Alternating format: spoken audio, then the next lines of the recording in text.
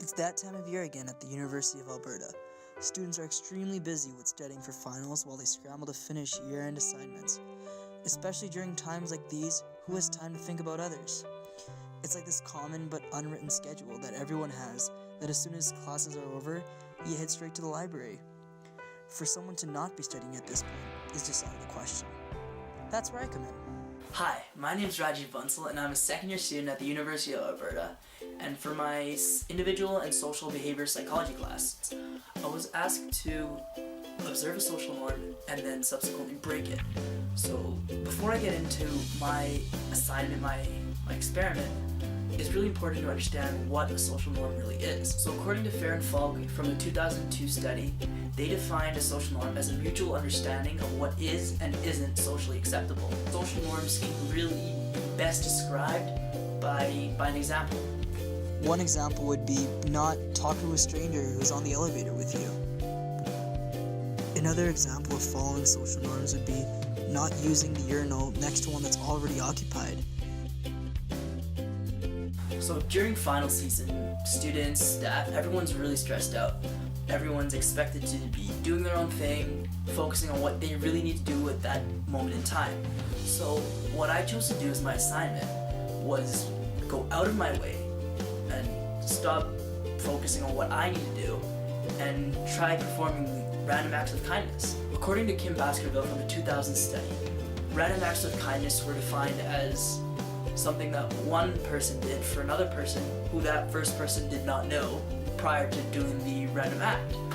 So I took this definition and a little bit different from what they did in that study. I tried to go around random buildings around the University of Alberta campus and just really try to hopefully brighten some people's day, and some people's day I didn't get to brighten as much. So if there's a Mr. Green, that's me, and Mr. Blue, a random stranger, and I have a toonie to give, but I'm in my comfort zone, or bound by this social norm, inhibiting me to give him this toonie. The essence of my study is to step out of this comfort zone, walk right up to a Mr. or Mrs. Blue, give him this toonie, and then honestly just see what happens. So for my study, I had two hypotheses. The first one was that the participants, the strangers who I was interacting with, they would be mildly confused, but ultimately give a mildly positive reaction, and I defined mildly positive as saying thank you, accepting the toonie, and having just a more positive look after the experiment was completed.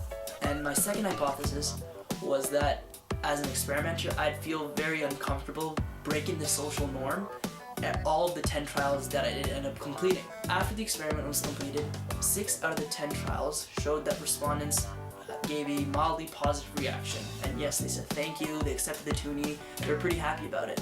There was one trial in my experiment where I approached the participant, I said good luck, I handed him the toonie, but I think he had headphones in or something, so he didn't really understand what was going on. He might have been a little confused, so he ultimately refused the toonie and just walked away. So that was a little discouraging, but then there were 2 responses that were neutral. They were just pretty confused. They did end up accepting the toonie, so those were okay. But then there was one response that after I gave the toonie, the individual I interacted with, this person was very, very, very pleased, and we ended up talking for a little bit.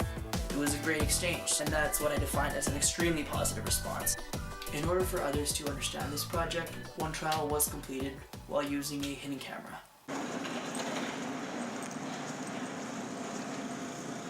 Excuse me? I don't want to bother you all. I'm just doing this experiment for my psych class. Okay. And I know you're probably super stressed out and everything. I just want to give you this toonie and wish you the best of luck in all your exams. That's it. That's seriously it. This is an experiment? Yeah, it's just like violating social norms, yeah. And I was just like, why not do random acts of kindness? I just wanted to... I don't need money though. No, this is just, you can buy yourself a coffee, get yourself vitamin water. It's just... What's your name? Rajiv. Nice to meet you. Nice to meet you too.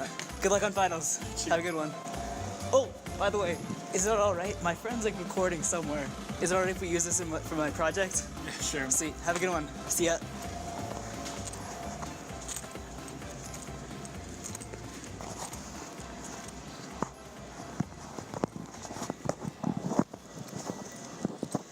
So my first hypothesis, that being that the trials will usually show positive responses, was not disproven in this case because 6 out of the 10 were mildly positive and a 7th one being extremely positive. The second hypothesis was also not disproven, even though that I did not feel uncomfortable for most of the trials, because for the first trial I did feel uncomfortable and most norms will only be violated once. And also trial number 4, I also felt uncomfortable because in the trial previous, in trial 3, that's when the negative response was given. So this social punishment almost hindered my ability to violate the social norm. Something that I found very interesting by conducting this study was that even though I understand that norms, yes, they are difficult to break, even though I broke a norm and in a positive way, it still was difficult. Even though there was a positive reaction, for the most part, it was still difficult to violate these norms, which highlights the fact that yes, social pressures are bearing down on us regardless of what we're doing. It's really difficult to break the status quo even if you're trying to do something good. In conclusion, what I'm really trying to say is that even though I understand that we'll always be herded by these social norms, we'll always be directed to behave in a certain way, and that we're always going to be focused on completing the task at hand, and while we all have our busy schedules, Walking to class, going to work, or wherever else we might need to be, if we take a little bit of time out of our day and just look up, maybe give a wave, it'll all be worth it. Just because it might make someone's day.